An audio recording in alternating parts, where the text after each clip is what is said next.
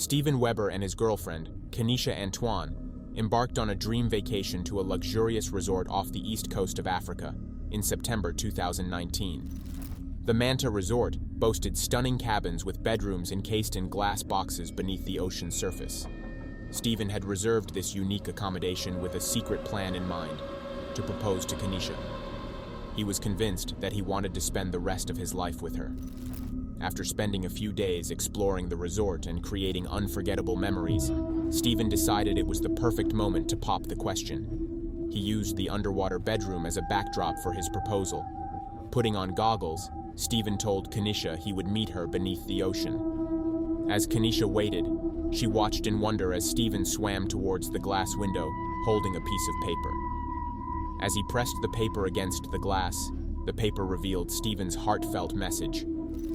"I can't hold my breath long enough to tell you everything I love about you. Will you please be my wife?" However, the romantic moment was short-lived, as the video recording of the proposal abruptly cuts off.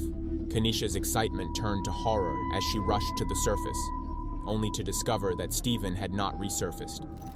Despite the relatively short distance of 26 feet, Steven had run out of oxygen and was unable to swim back to the top. Kenisha frantically flagged down nearby boaters, who retrieved Steven and began administering CPR. Although a faint pulse was initially detected, the rescue efforts were ultimately unsuccessful. Watching the proposal video again, it becomes clear that Steven realized he was running out of air, but still took the time to ensure Kenisha could read his message.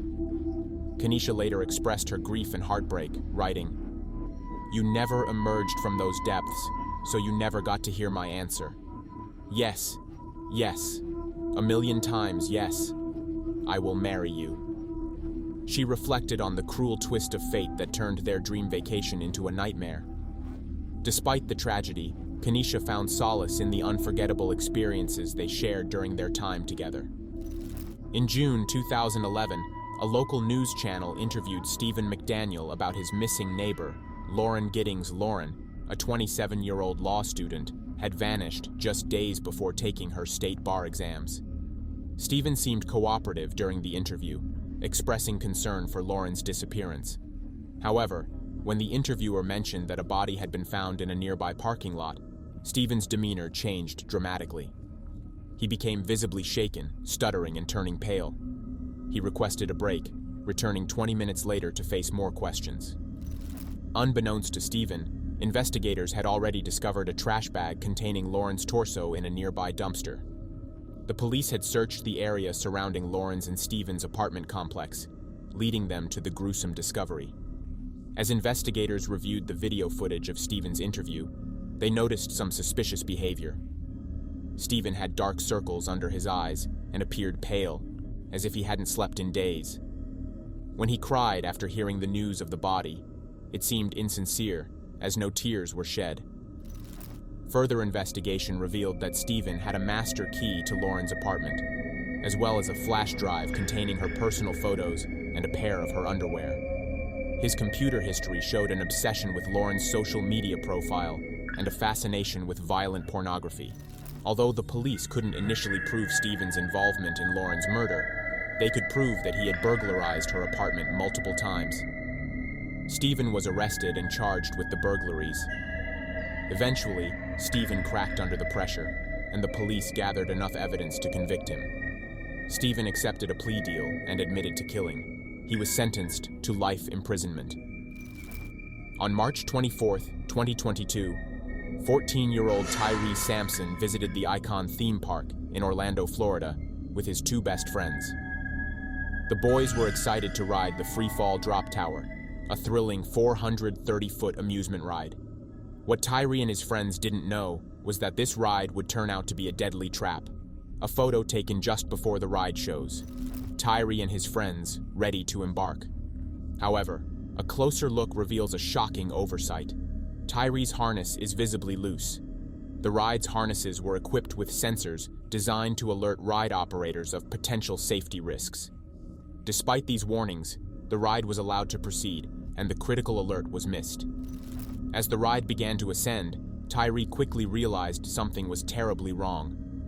Sweating and panicking, he was unable to scream for help as the ride soared over 400 feet in the air. With no way to escape his fate, Tyree turned to his friends and uttered his final words. "Tell my mom and dad Isla all wove them." As the ride reached its peak and began its deadly descent, Tyree slipped through his loose harness and fell, not surviving the fall. A few years ago, a popular trend on TikTok involved tapping your fingers together to the beat of a song. Many people participated in this trend, but one user stood out. This user's video garnered an astonishing 18.3 million views, having a new account with a jumbled username and a description that only included a single letter and some hashtags, one which was for Missouri. As people looked deeper into the user's account, they found multiple versions of the finger-tapping trend. However, each video's description featured a different single letter. When combined, these letters spelled out the word "help." This caught the attention of millions of people, who began examining the videos more closely.